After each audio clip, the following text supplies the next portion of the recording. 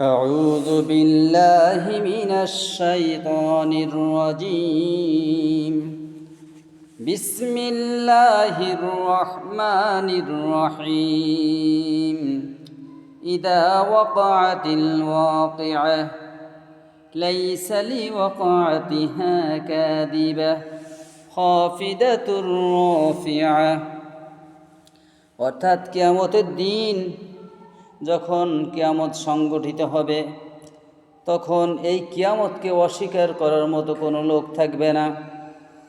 ইহা কাউকে করবে উচ্চ মর্যাদাশীল আর কাউকে করবে নিচু। কিয়ামতের দিন আমল অনুযায়ী শ্রেণীবিন্যাস করা হবে। নেক আমল ও বদ আমল হবেই ছোট বড়োর মাপকাঠি। দুনিয়াতে বড় বড় অহংকারী সেদিন জাহান্নামের অতল গহ্বরে নিক্ষিপ্ত হবে। তাদের সকল বড়ত্ব মাটির সাথে মিশিয়ে দেওয়া হবে। এ সমস্ত মানুষ তখন বলবে, আমার ধন সম্পদ আমার কোনো কাজে আসলো না, আমার ক্ষমতা বিনষ্ট হয়ে গেল। এ কথা সেদিন কোনো কাজে আসবে না। পক্ষান্তরে দুনিয়ার পরে যারা বিনয়ী ছিল, যারা তুচ্ছ তাচ্ছিল্য পছন্দ করত না, যারা সবসময় ধৈর্য ধারণ করত, তাদেরকে এমন মর্যাদা দেওয়া হবে। কাউকে দেখা যাবে মিশকের ঢিলার উপরে বসা থাকবে, কেউ নূরের মেম্বারের উপরে বসা থাকবে, কেউ আরশের ছায়া উপভোগ করতে থাকবে, আবার কেউ বিনা হিসেবে জান্নাতে প্রবেশ করবে, আবার কেউ এমনও আছে যাদের বিচার হওয়ার পরে তারা জান্নাতে থাকবে।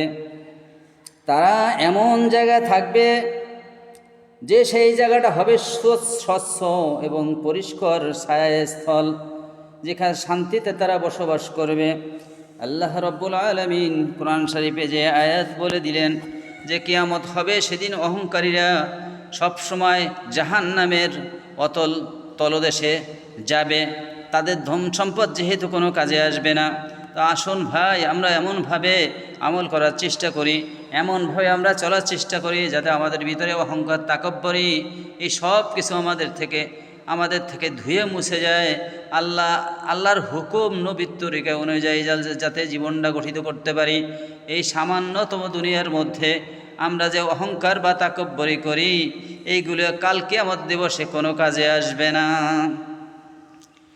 আপনি যদি নেক আমল করেন আপনার সাথেই হবে নেক আমল, যদি বদ আমল করেন তাহলে বদ আমলই হবে আপনার জন্য শাস্তির ফয়সালা।